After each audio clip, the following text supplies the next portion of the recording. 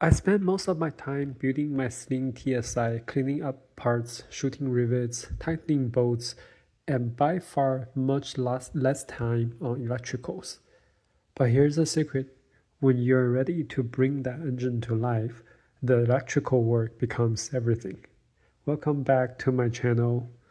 I'm building a Sling TSI with the Rotex 915 IS. And today I'm taking you through a journey of installing my engine harness to the Garmin avionics stack. The bulk of the engine harness is connected through just a few connectors. The fuse box A and B, X3, the grounding wires onto the two regulator plates, the three data connectors on the ECU, and two HIC module connectors. The biggest challenge here was the forest of the grounding wires. I had a total of 11 wires to land on the regulator A plate, 9 from the engine and 2 from the panel. Rotex is very specific here. So these grounding wires on the A plate are not to be connected to the airframe. On the other hand, the B plate must be connected to the airframe grounding. So it's tedious work, but it ensures a clean signal during operation. And another challenge is to keep all the wires tidy and clean. A lot of these wires are in very tight spaces. Just getting my hands to reach them is challenging enough, not to mention routing and securing them with zip ties. I spend more time trying to reach these wires and connectors than actually connecting them. Then came to the heavy gauge stuff. So I custom built the starter cables, one from the relay to the starter positive, and a massive ground from the starter, aka the engine ground, to the airframe lug. So, moment of truth. After several days of working connecting the wires, I finally flipped the EMS backup switch. The switch LED or the lane lights came on, which felt like a win, but then nothing followed. So the confusing thing here is I've never seen a Rotex engine powering up electronically before. I honestly do not know what to expect here. Should lane lights be on? Should they be off? What instruments should I see before firing up the engine? The ECU itself doesn't have any indicator lights. It's just a big metal box, so I couldn't get much help either there. So I started to poke around on the connection diagram and online forums. When I turned on the lane A and the lane B switches, the lane lights stayed on for about 5 seconds, then off.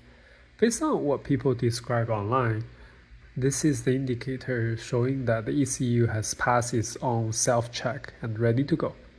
However, I did not see anything showing up on my G3X. With help from the Midwest panel builders, I concluded that this is the CAN bus wire issue between the engine and my Garmin GEA24. Now, the Sling harness is designed for a SCU, a single lever control unit. Since I'm not using one, there was a jumper connector that was supposed to bridge the signal from the engine to the GEA24. But when I opened it up to inspect the harness, I found the connector, but it was a dummy. It's just a pigtail with no internal loops.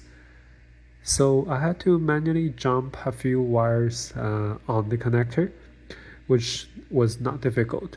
So I put pin 5, 7, and 4 on one side and 6, 8, and 3 on the other side. So what it does is to connect the CAN highs and lows from HIC A and HIC B separately to the main harness going into GEA24. So 3 wires on each side, 3 highs and 3 lows. I crimped them, sealed them with silicone tape, and tried another power on test. Now this time the G3X woke up. Oil pressure, coolant temp, RPM, it was all there. As I pushed the throttle up and down, the G3X actually showed the real-time throttle position on the PFD, while all my other pressure sensor readings were just silently waiting for engine start. The throttle percentage was the only live number on the display.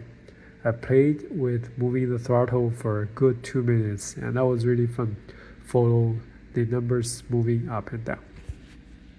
The last bit of work remaining on the electronics, I invited Adam and Steve from Midwest Panel Builders to my hangar, and we chased the final 1%.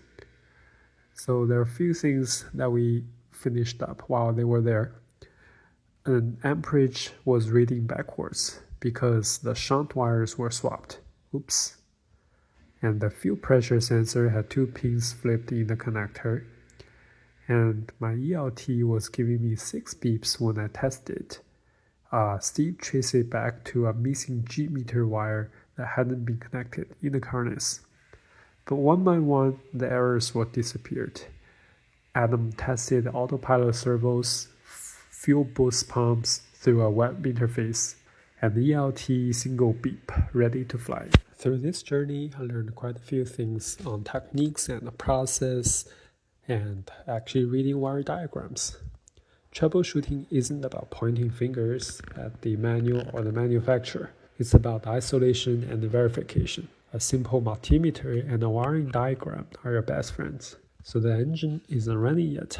I still have a long way to go. I need to connect the fuel lines, the turbochargers, the oil system, and connect the wings and many other things. But for the first time, the engine is talking to me. So that's it for the update on this time. Keep building, keep testing, and I'll see you next one.